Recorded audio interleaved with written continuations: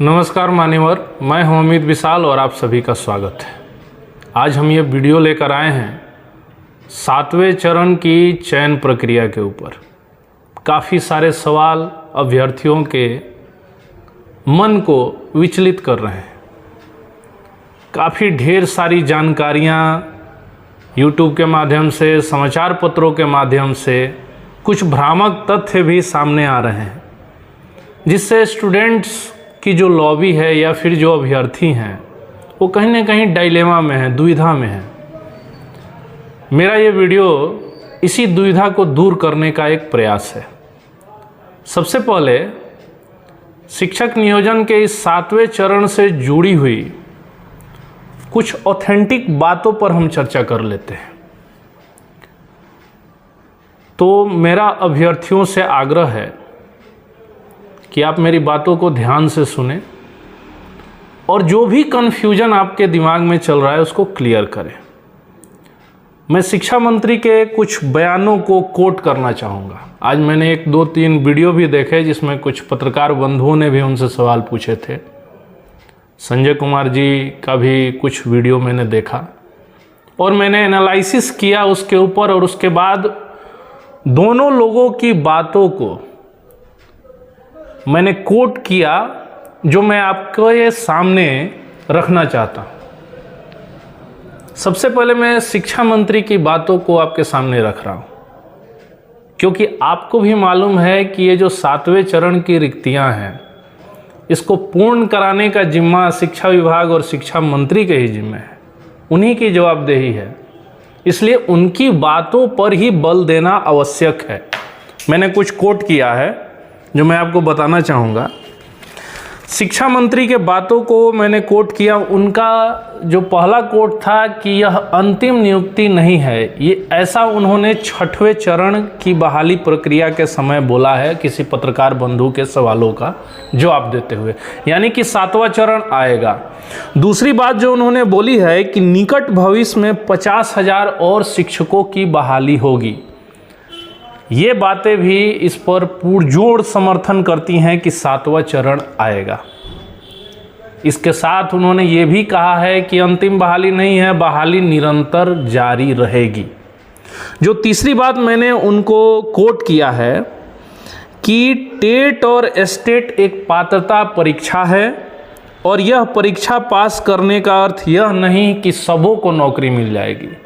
ये उन्होंने उस सवाल का जवाब दिया है जिसमें उनसे पूछा गया कि क्या सभी स्टेट क्वालिफाइड जो अभ्यर्थी हैं या टेट क्वालिफाइड अभ्यर्थी हैं सभी शिक्षक बन जाएंगे।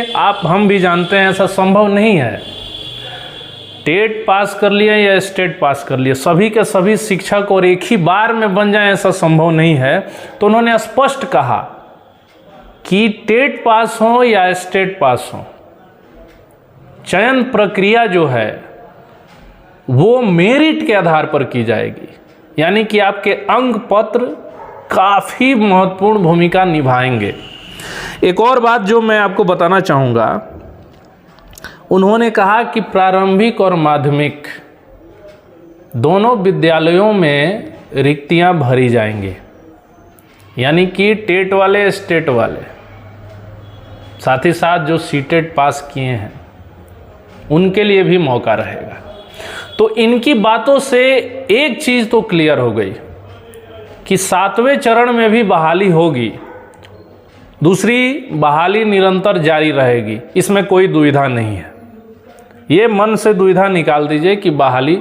तीसरी जो बात है, तीसरा मैं कुछ शिक्षा विभाग के अपर जो सचिव हैं संजय कुमार जी, उनकी बातों को मैं कोट करना चाहूँगा। उनका भी मैंने साक्षात्कार सुना और उन्होंने कहा कि जो 6ठे चरण की रिक्तियां हैं उसके लिए 30 जून 2019 तक की रिक्तियां ली गई हैं, यानी 30 जून 2019 तक विद्यालयों में जो रिक्तियां थीं उसके अनुसार रोस्टर तैयार हुआ। फिर उन्होंने दोबारा कहा कि जब ये 6वें चरण की बहाली प्रक्रिया जो है पूर्ण हो जाएगी, उसके बाद जो 7वें चरण की बहाली प्रक्रिया होगी उसमें 30 जून 2019 के बाद अगले 2 साल तक की रिक्तियां जोड़ दी जाएंगी और साथ ही साथ छठवें चरण में जो रिक्तियां नहीं भरी जा सकेंगी उनको भी जोड़ दिया जाएगा।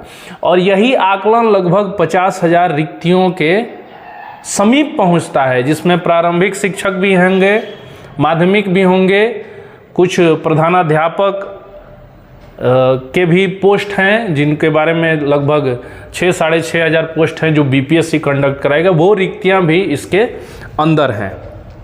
और उन्होंने साफ कहा कि चूंकि पंचायतों में उच्च माध्यमिक स्कूल खोले जाएंगे या खोले जा रहे हैं या अपग्रेड किए जा रहे हैं, उनमें 11वीं में पढ़ाने के लिए भी शिक्षकों की भर्तियां होंगी। ये संजय कुमार जी का कोट है।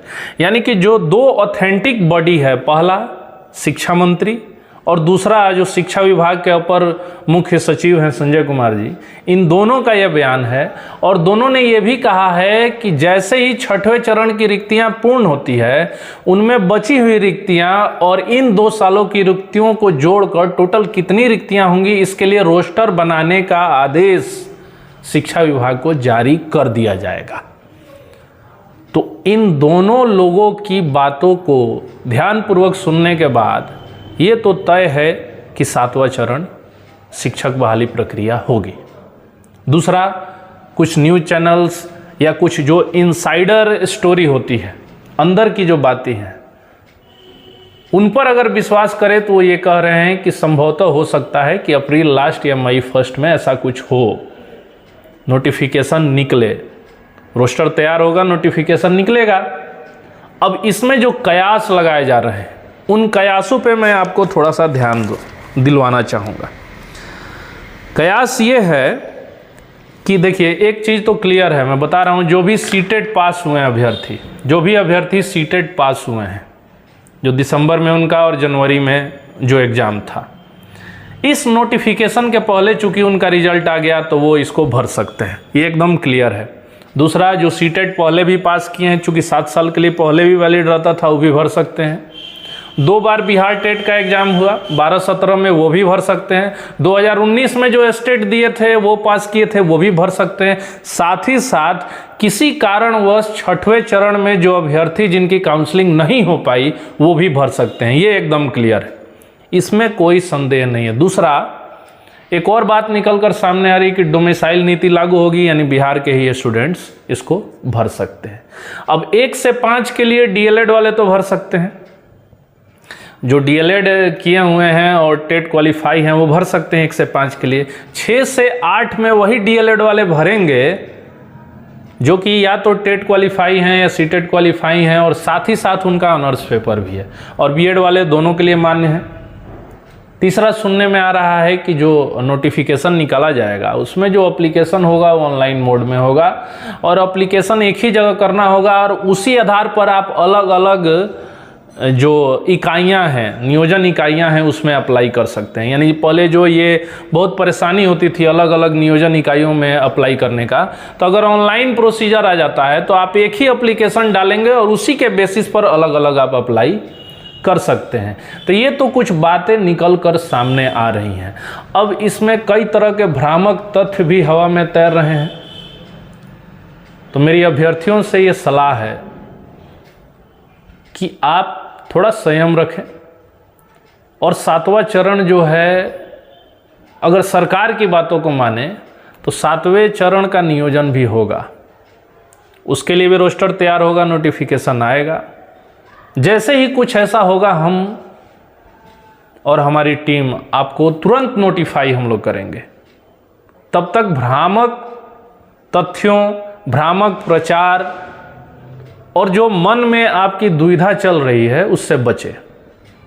मैं अमित विशाल आपका फिर से इस वीडियो में स्वागत करता हूं कि आपने मेरी बातों को इतने ध्यानपूर्वक सुना। जैसे ही इस संदर्भ में कोई भी अपडेट आएगा, मैं पुनः अपना वीडियो लेकर आऊंगा और आपको नोटिफाई करूंगा। तब तक के लिए धन्यवाद। आप मेरे चैनल को सब्सक्राइब कर लें, बेल आइकन भी प्रेस कर दें, लाइक शेयर कर दें, क्योंकि हमारा ये चैनल जो है आपको अपडेट देते रहेगा, आपको नोटिफाई करते रहेगा। साथ ही साथ बिहार टेट अगर आता है, या सीटेट के एग्ज़ाम के लिए आप अप्लाई किए हुए हैं, तो साथ ही साथ हम लोग कॉम्पिटिटिव तैयारियां भी कराते हैं। ऑनलाइन क्लासेज चलती हैं, वीडियो जाती हैं। तो एक बार फिर मैं आपको धन्यवाद देता हूँ। धन्यवाद।